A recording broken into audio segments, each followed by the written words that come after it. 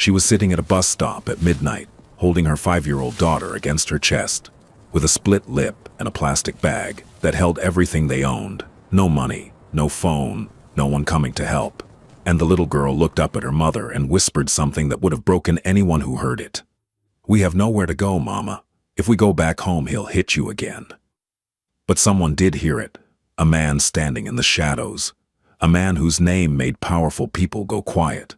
And he looked at that woman and that child, and he said 3 words that changed their lives forever. "You do now." The snow fell in thin, bitter sheets across the empty streets of South Chicago, the kind of cold that didn't just touch skin, but crawled underneath it. The bus shelter at the corner of Halsted and 43rd had no walls on 3 sides, just a bent aluminum roof and a cracked plastic bench that had long stopped offering comfort to anyone. It was 11 minutes past midnight.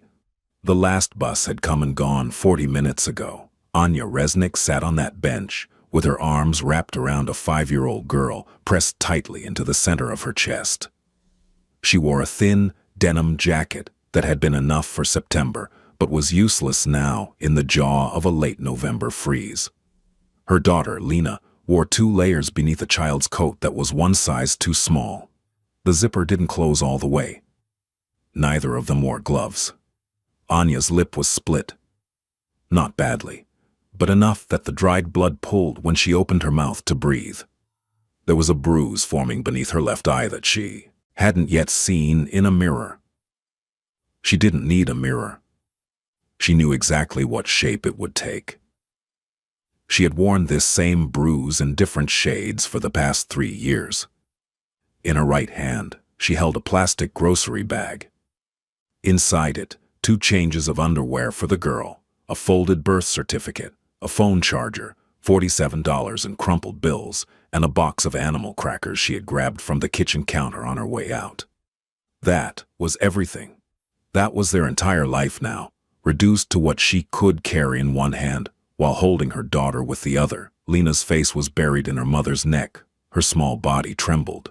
Not from crying, not anymore, just from cold and the kind of exhaustion that comes after a child has been too scared to sleep. Her fingers were curled into the collar of Anya's jacket, holding on with the quiet desperation of someone who had already learned that the world could take things away without warning. Anya whispered into the top of Lena's head, "We're okay. We're going to be okay."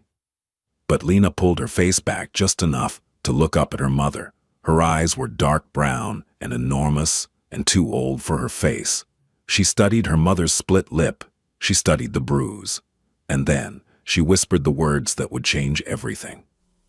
"We have nowhere to go, Mama. If we go back home, he'll hit you again." The words left the little girl's mouth like a prayer said in a church that had already been abandoned. Quiet. Certain. Without a single ounce of hope behind them. She wasn't asking a question. She was stating a fact.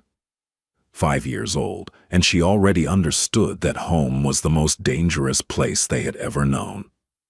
Anya closed her eyes and pulled her daughter back against her chest. She had no answer. Because Lena was right. There was nowhere to go. Anya had no family in this country. Her mother was dead.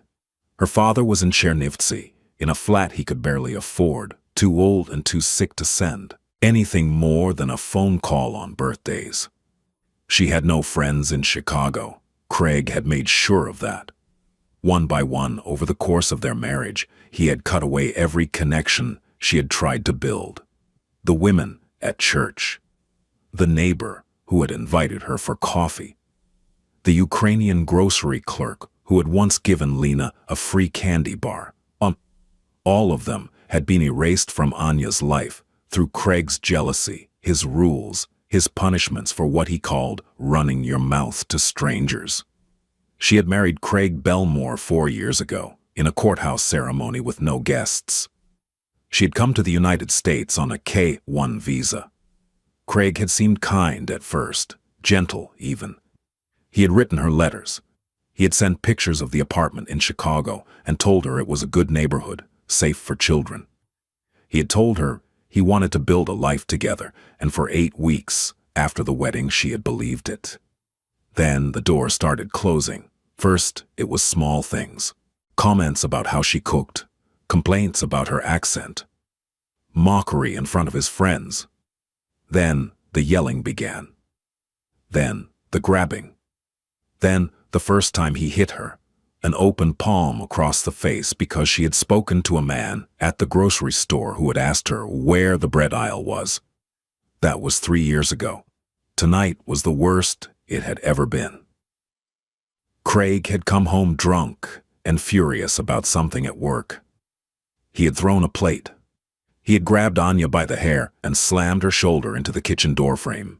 When Lena started crying, he told the girl to shut up or he would give her something to really cry about. That was when Anya made the decision. Not for herself. She had endured it for herself many times before, but the moment Craig turned his voice toward Lena, something inside Anya cracked open, and she found the kind of courage that only comes when you have nothing left to protect except another person's life. She waited until he passed out on the couch. Then she packed the bag, picked up her daughter, and walked out into the cold.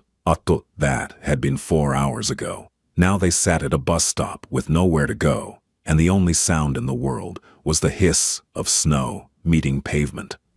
Across the street, parked beneath the broken amber glow of a streetlight, a black sedan sat with its engine running. The exhaust rose in soft white plumes. The windows were tinted so dark that no one passing by could have seen the man sitting alone in the back seat. Boris Davidson didn't usually ride through this part of the city at midnight. His world existed in a different geography. The private dining rooms of downtown steakhouses, the top floors of buildings whose tenants paid their rent in silence, the back offices of men who ran unions and construction firms, and the kinds of businesses that operated in the space between legal and something else entirely. Boris was 33 years old. He wore a charcoal overcoat and a black turtleneck and shoes. That cost more than most people's monthly rent. He had dark hair, cut short, and gray eyes that rarely blinked when someone was speaking to him. He was not tall, but he occupied space the way certain men do, completely, without apology, and in a way that made other men instinctively step back. His driver, a broad-shouldered man named Oleg, had taken a wrong turn off the expressway due to a construction detour. That wrong turn had brought them through a neighborhood Boris hadn't seen in years. And as the car rolled slowly past the bus stop, Boris looked through the tinted glass and saw the woman and the child. He almost looked away. He had no business here. He had a meeting in 40 minutes with a man who owed him a significant amount of money, and Boris did not like to be late. But something made him pause.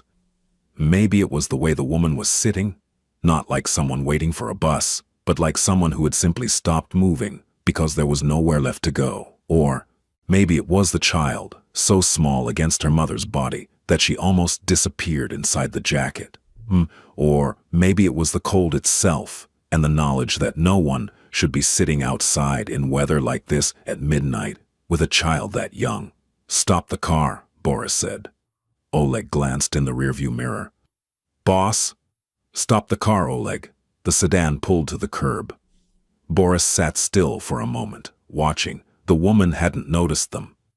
Her head was bowed over the child, and she was rocking slightly, the way mothers do when they are trying to keep their children warm, through nothing but motion and prayer. Boris opened the door and stepped into the cold. Anya heard the footsteps before she saw him. Her head snapped up and her arms tightened around Lena with the speed of someone who had learned to flinch before the blow landed. Her eyes went wide. The man walking toward her was a stranger, and in Anya's world, strangers were never safe, especially men, especially at night. Boris stopped 6 feet away. He didn't come closer. He kept his hands visible at his sides. He looked at the woman's face, the split lip, the bruise forming under her eye, and something shifted behind his expression. It was subtle. If you didn't know what to look for, you wouldn't have seen it. But it was there. A tightening of the jaw, a flicker of something cold and old and personal.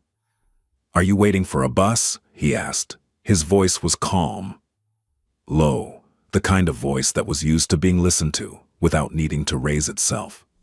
Anya shook her head. Then she looked down, as if eye contact itself was a form of vulnerability she couldn't afford. "Please," she said. "We are fine. Please go." Boris looked at the child. Lena was staring at him from over the collar of her mother's jacket. Her eyes were enormous and unblinking. She didn't look scared of him exactly. She looked like she was trying to figure out what kind of danger he was. "It's below freezing," Boris said, quietly. "You'll both get hypothermia out here." "We're fine," Anya repeated, though her voice cracked on the second word. Boris was silent for a moment. Then he took one step back, not forward, back, and crouched down so that he was at eye level with the little girl. "What's your name?" he asked her. Lena looked at him for a long time. Then she said very quietly, "Lena." "Hello, Lena. My name is Boris. Are you cold?" Lena nodded. "Is your mama cold too?" Another nod. Boris looked at Anya. "There's an all-night diner 2 blocks from here. I'd like to buy you and your daughter something warm to eat." "That's all. You can sit at your own table. I'll sit at the counter. You don't have to talk to me. But I can't leave a child outside in this."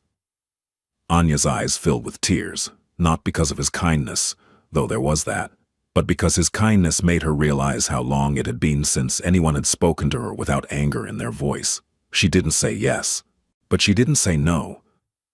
She simply stood up, still holding Lena, and followed him at a distance as he walked toward the car. When he opened the rear door, she hesitated. "The diner is close," Boris said. "But you'll freeze walking. I'll have my driver take us. I'll sit in the front." He moved to the passenger seat without waiting for an answer. Anya looked at the empty back seat. It was warm inside. She could feel the heat spilling out of the open door. Lena shivered against her. She got in. The diner was called Penny's, and it smelled like burnt coffee and bacon grease and the kind of fluorescent warmth that only exists in places that never close. There were 3 other customers, a cab driver reading a newspaper, a woman in hospital scrubs staring at her phone, and an old man asleep in a corner booth with his hands wrapped around an empty mug. Boris ordered coffee for himself and sat at the counter, his back to the room. He did not look at Anya. He had told her she wouldn't have to talk to him, and he meant it. Anya and Lena sat in a booth near the window. A waitress brought them menus. Lena stared at the laminated pictures of pancakes and scrambled eggs with the focused intensity of a child who hadn't eaten since lunch. Anya ordered 2 hot chocolates and a plate of toast. She counted the money in her plastic bag under the table. $38 and change after what she had already spent.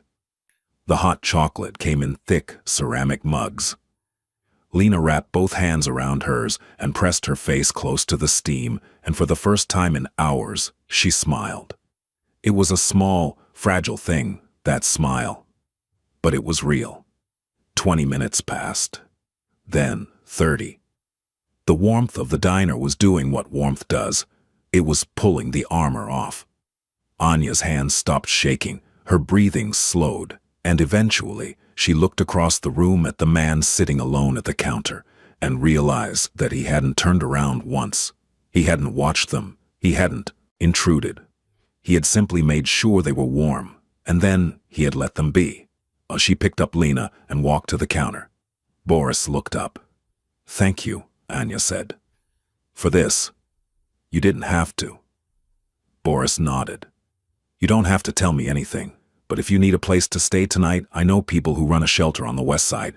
It's clean, safe, they have beds for children." Anya's chin trembled.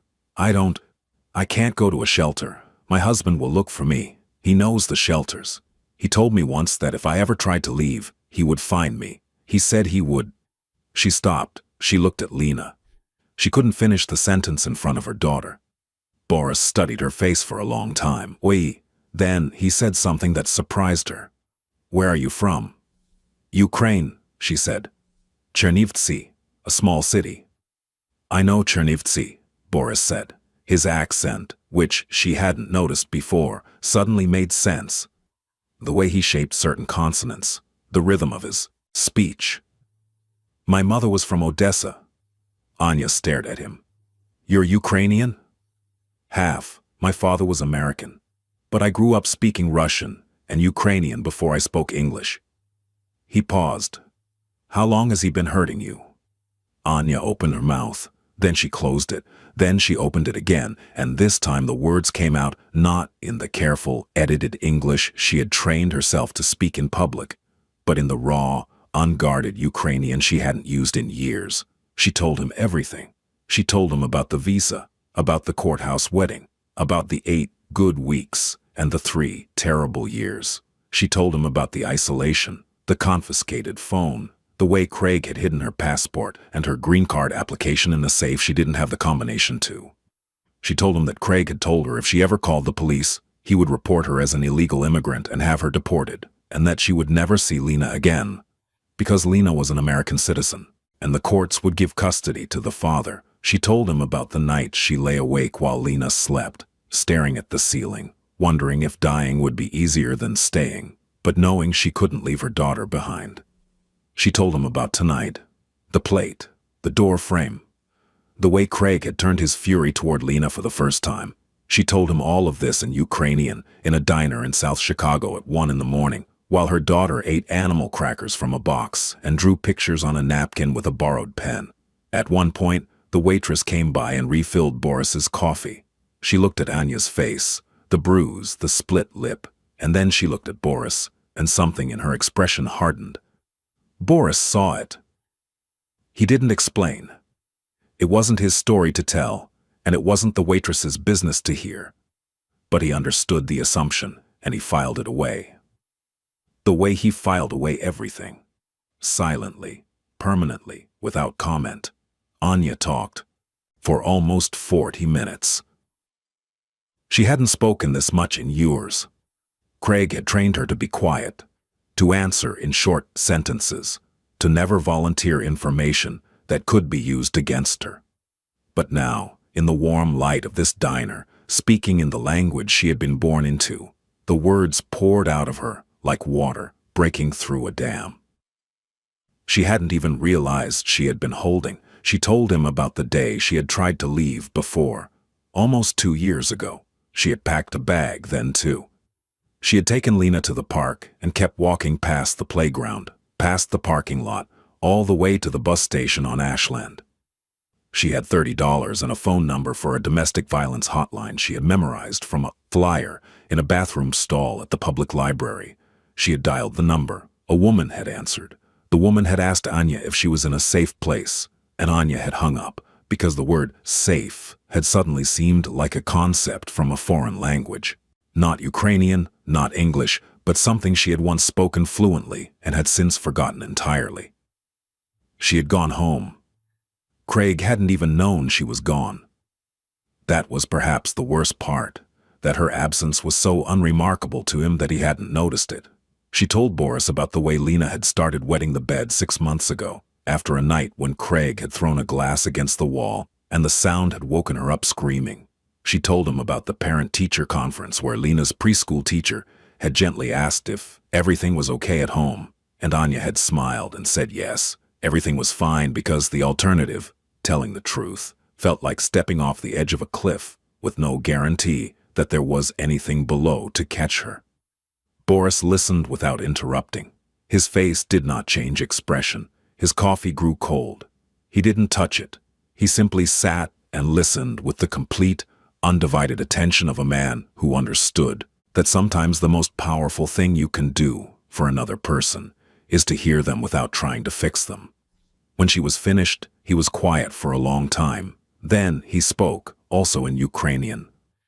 He lied to you about all of it. VAWA, the Violence Against Women Act, protects you. You can file for immigration relief independently. He cannot have you deported for leaving him, and no court in this country will give custody of a child to a man who beats her mother. Anya's eyes went wide. How do you know this? Because I've seen it before. Because I have lawyers who handle exactly this kind of case. He paused. Your husband is wrong about something else too. What? He told you no one would help you. He was wrong. In the silence that followed, Lena looked up from her napkin drawing and studied Boris with the same careful, unflinching gaze she had given him at the bus stop. Then she held up the napkin. She had drawn 3 stick figures standing together under a triangle that was probably meant to be a roof.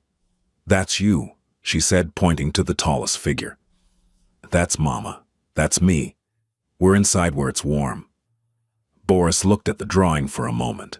Then he reached into his coat, produced a phone, and made a single call. 20 minutes later, a woman named Galina arrived at the diner. She was in her 50s, heavy-set, with kind eyes and an efficiency of movement that suggested she had done this many times before. She drove a gray minivan and spoke to Anya in Russian. She told Anya that she ran a private safe house, not a city shelter, but a residence funded by private donors that did not appear in any public directory. No names were recorded at intake. There were 2 beds available. There was a lock on the door. Anya looked at Boris. Why are you doing this? Boris was quiet for a moment. Because someone should have done it sooner. He didn't say more, but there was something in the way he said it, a weight, a specificity. That made Anya understand this was not abstract compassion. This was personal. Something had happened to him, or to someone he loved, and whatever it was had left a scar that looked a lot like the one she was carrying tonight. She didn't ask. She simply nodded, picked up Lena, and followed Galina out of the diner. Boris watched them go. Then he finished his coffee, left a $100 bill on the counter, and walked back to the car. Oleg was still behind the wheel. We missed the meeting, boss. I know. Goran won't be happy. Goran owes me $600,000. He can wait. The car pulled away from the curb. Boris sat in the back seat and stared out the window at the snow. He didn't speak again for the rest of the drive. 3 days passed. Anya and Lena stayed in Galina's safe house, which was a second-floor apartment in a quiet residential block on the west side. It had 2 bedrooms, a small kitchen, and a living room with a television that Lena watched cartoons on, while Anya tried to figure out what to do next. There was another woman staying there as well, a young woman named Priya from Indianapolis, who didn't talk much, but who always made sure to leave the bathroom clean after she used it, and who once left a chocolate bar on Lena's pillow without saying anything about it. The first night in the safe house, Anya couldn't sleep, not because of the unfamiliar bed, or the street noise or the clicking of the radiator. She couldn't sleep because the apartment was too quiet. There was no one in the next room whose breathing she needed to monitor, whose footsteps she needed to track, whose shifting weight on a mattress spring might mean the difference between a peaceful night and a violent one. The silence should have been a relief. Instead, it was disorienting, like a soldier home from war who can't sleep without the sound of engines. Lena, however, slept deeply for the first time in months. She curled up in the small, twin bed with a stuffed bear that Galina had produced from a closet, and she slept for 11 hours straight, without waking once, without a nightmare, without calling out for her mother. When she woke up, she looked around the unfamiliar room and said, very quietly, "Is this our new house?" "For now," Anya said. "I like it," Lena said. "It's quiet here." That sentence, 4 words spoken by a 5-year-old, broke something open inside Anya's chest that she hadn't known was still intact. Because what kind of life had her daughter been living if the thing she noticed first about a new place was the absence of noise? What kind of childhood had it been if silence was a novelty? On the second day, Galina sat with Anya at the kitchen table while Lena played in the other room. Galina didn't push, she didn't interrogate. She simply made tea and set a plate of cookies on the table and said, "When you're ready to talk about what comes next, I'm here." "There's no deadline?"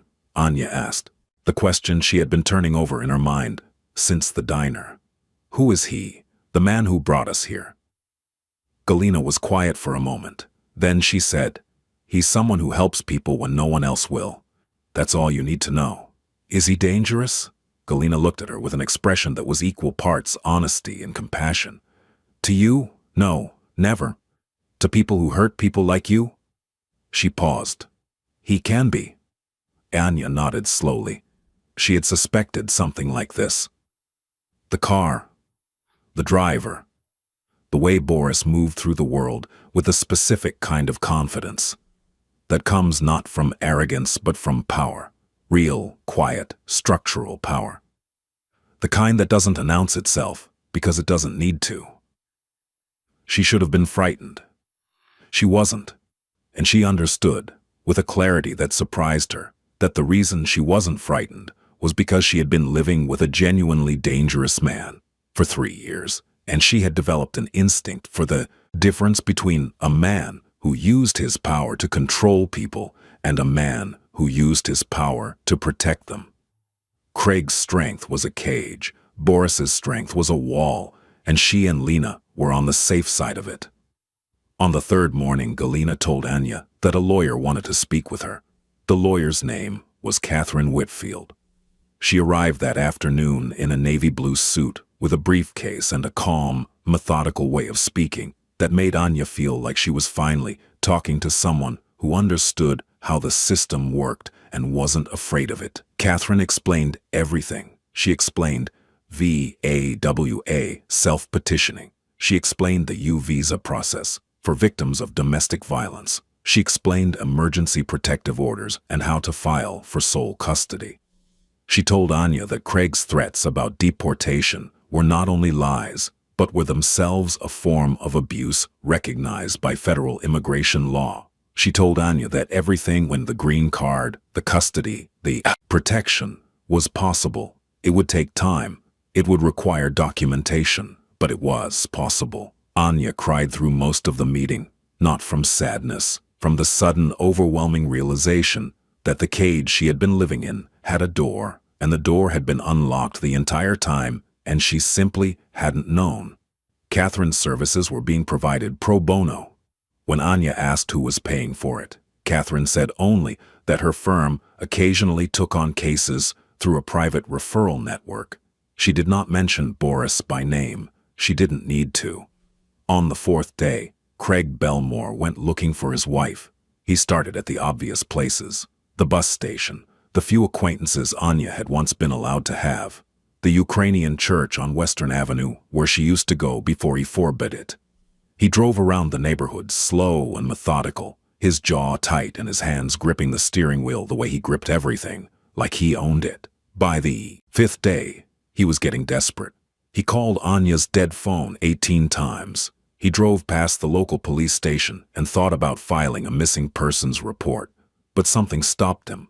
The knowledge, buried beneath his rage, that if the police started asking questions about how his wife had gotten that split lip, the conversation would not go well for him. On the sixth day, Craig found himself at a bar on Archer Avenue, telling a friend named Dale about how his wife had run off with his kid and how he was going to drag her back by her hair when he found her. Dale, who had his own complicated relationship with the law, mentioned that he knew a guy who could track down anyone in the city for the right price.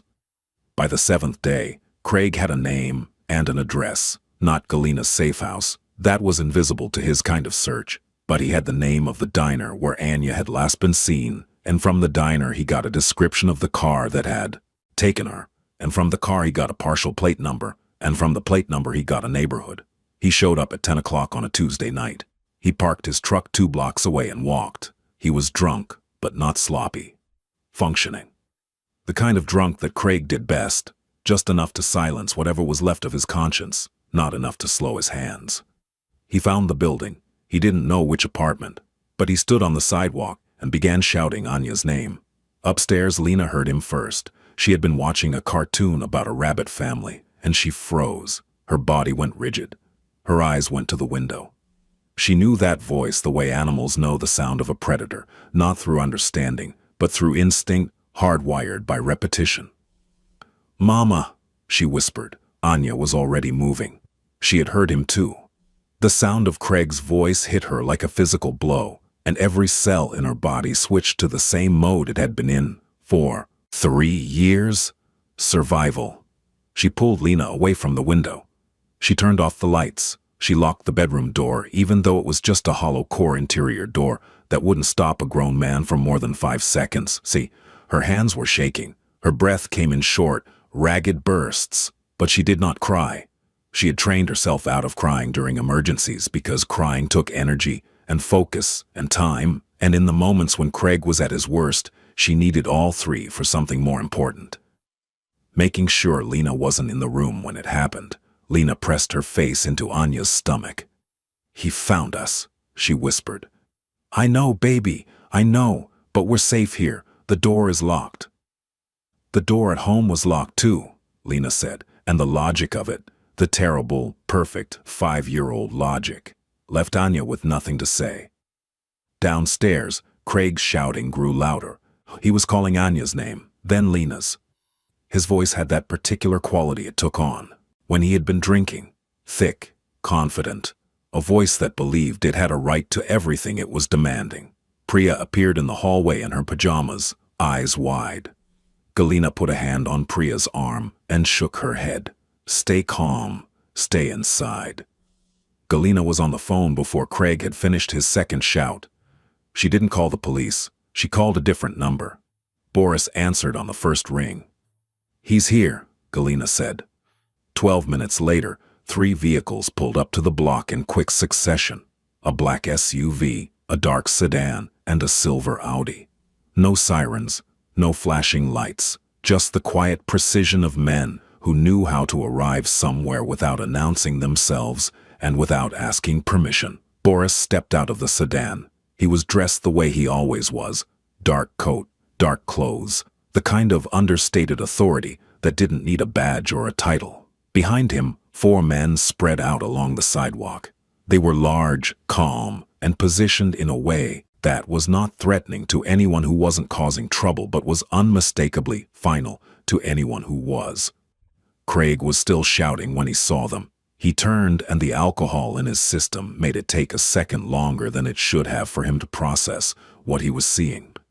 4 men who looked like they had been carved from the same block of stone, and 1 man in the center who didn't look like anything at all, who looked, in fact, like the quietest person on the entire street, but who radiated something that Craig's lizard brain recognized before his conscious mind caught up. Danger. Real danger. The kind that doesn't shout. "Who the hell are you?" Craig said. Boris walked toward him with the same measured pace he used for everything. He stopped 4 feet away, close enough to be heard in a whisper, close enough for Craig to see that the gray eyes watching him contained absolutely no fear and absolutely no hesitation and absolutely no interest in a conversation that lasted longer than it needed to. "My name isn't important," Boris said.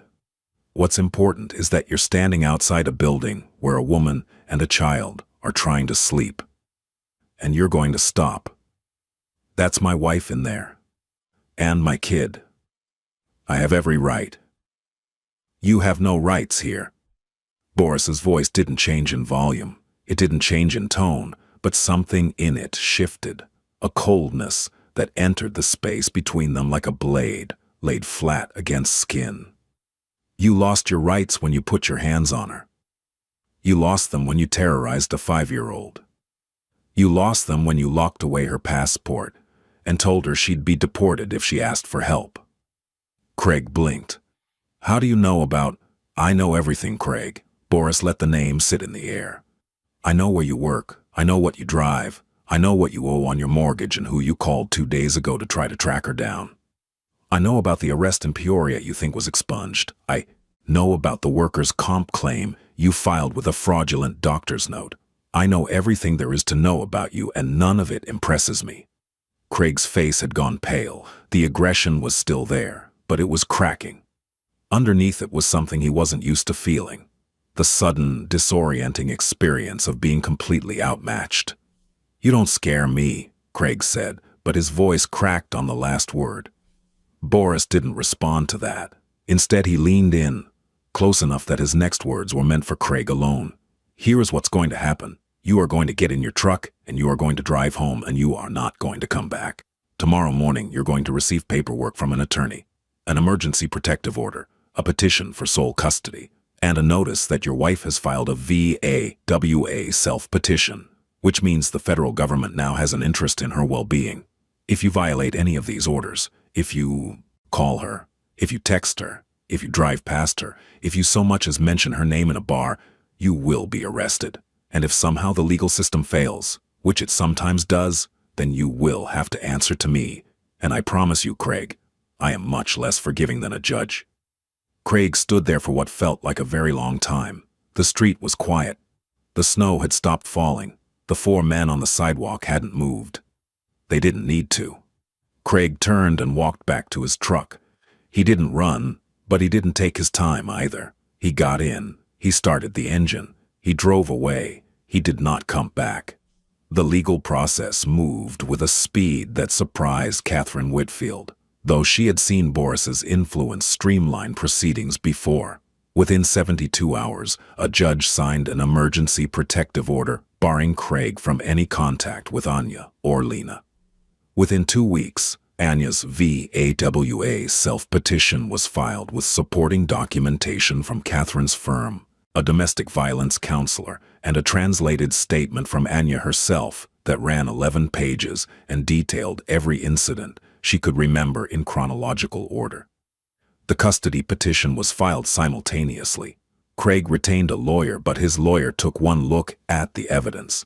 The medical records from the emergency room visit Anya had made 18 months earlier, which she had never known, were still on file.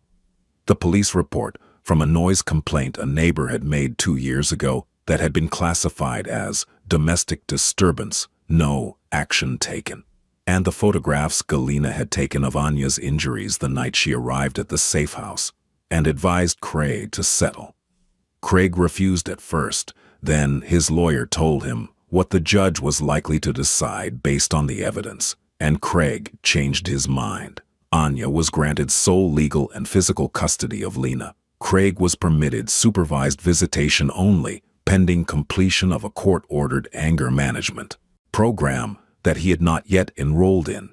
The VAWA petition was approved 4 months later, granting Anya independent immigration status that was no longer tied to her marriage. She was free, not quickly, not easily, not without nightmares and panic attacks, and mornings when she couldn't get out of bed, and evenings when the sound of a door closing too hard made her whole body lock up. Recovery was not a straight line. It was a stuttering, uneven, sometimes backward journey that required a therapist she saw twice a week, and a support group she attended every Thursday, and the slow, painful process of learning to believe that she deserved to be safe.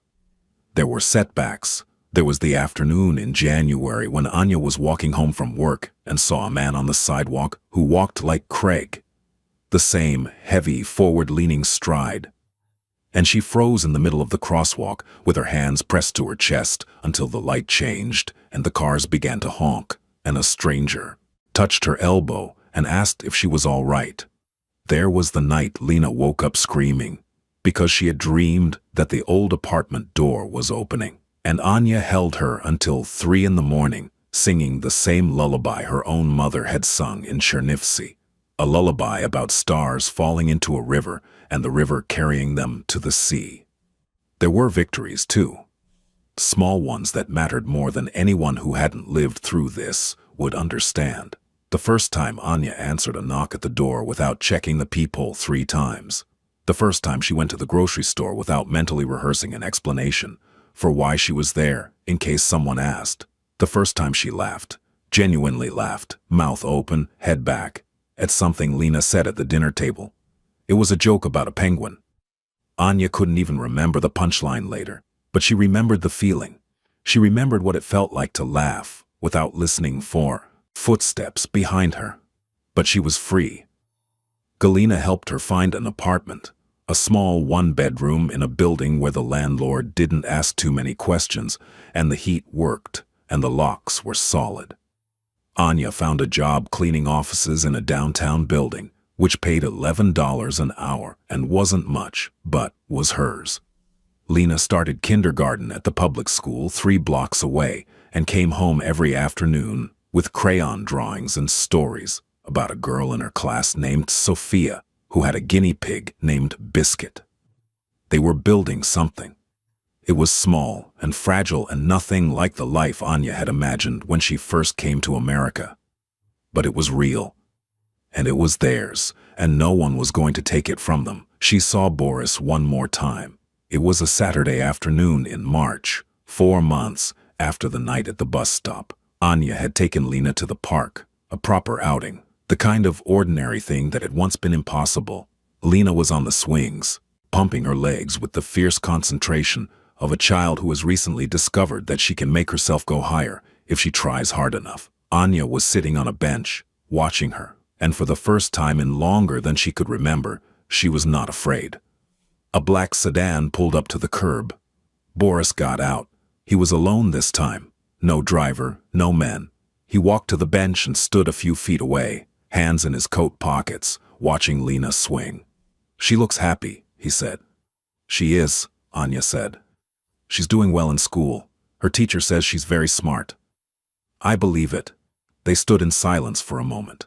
Lena saw Boris from the swing and waved. He waved back. "I got the apartment," Anya said. "And the job. Catherine says the green card should be finalized by summer."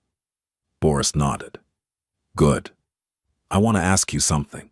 Anya turned to face him. "That night at the diner, when I told you my story, something changed in your face. It wasn't just sympathy. It was something else. Something personal." Boris was quiet for a long time. He watched Lena pump her legs on the swing. Then he spoke in Ukrainian, the way he had spoken to Anya that first night. "My mother was from Odessa. She came here when she was 22. She married my father because he promised her a good life. He kept that promise for about a year. Then he became a different man. Or maybe he had always been that man, and he simply stopped pretending." Boris paused. "She stayed for 11 years. She stayed because she had no papers. She stayed because she had a son. She stayed because he told her the same things your husband told you, Faposta. That she was nothing. That no one would help her. That she would lose her child if she tried to leave." "What happened to her?" Anya asked softly. "She left, eventually, when I was old enough to understand what was happening and young enough to still be angry about it. A woman at her church helped her. A lawyer helped her. She got out, but the damage was done. The years she lost, the person she might have been, she never got those back." He looked at Anya. "She's alive. She lives in New Jersey now. She has a garden and a cat, and she calls me every Sunday to make sure I'm eating enough. She survived. But I remember what she looked like during those years. I remember the sound of her crying through the wall. I remember the way she flinched." He paused. "When I saw you at that bus stop, holding your daughter, I saw her. I saw my mother 30 years ago. And I decided that this time, someone was going to help before 11 years had passed." Anya felt tears running down her face, but she didn't wipe them away. "Thank you," she said. "For everything. For the lawyer. For Galina. For that night." "You don't owe me anything," Boris said. "You did the hardest part yourself. You walked out the door." Lena had gotten off the swing and was running toward them with the uncoordinated, joyful urgency of a 5-year-old who has spotted someone she recognizes. She skidded to a stop in front of Boris and looked up at him. "Hi," she said. "Hello, Lena." She tilted her head. She was studying him again with those enormous brown eyes, the same way she had studied him at the bus stop, trying to place him in the only categories her 5-year-old mind had available. "Are you a good guy?" she asked. Boris looked at her. Then he looked at Anya. Then he looked back at the little girl who had drawn him into a stick-figure family on a napkin in a diner at 1 in the morning. "I try to be," he said, "for people who need me to be." Lena considered this. Then she nodded, as if this answer satisfied whatever internal tribunal she had been running. She reached up and took his hand, just briefly, just for a moment. And then she turned and ran back toward the swings, her coat flapping open, her laughter rising into the cold spring air like something newly released. Boris watched her go. "She's going to be all, she's, right?" he said. Yes, Anya said. She is. He turned and walked back to his car. He didn't look back. He didn't need to. The woman on the bench and the girl on the swing were no longer his responsibility. They never really had been. They had always been each other's. He got in the sedan and pulled away from the curb. The park grew small in the rearview mirror. The spring sun was low and golden, and it hit the windshield in a way that made everything ahead of him look bright and blurred and new. Behind him, Lena swung higher. Anya watched. The wind moved through the bare trees, and somewhere in the distance, a church bell rang, and the city kept going the way cities always do. Indifferent to miracles, even the small ones. Especially the small ones. But they happened anyway.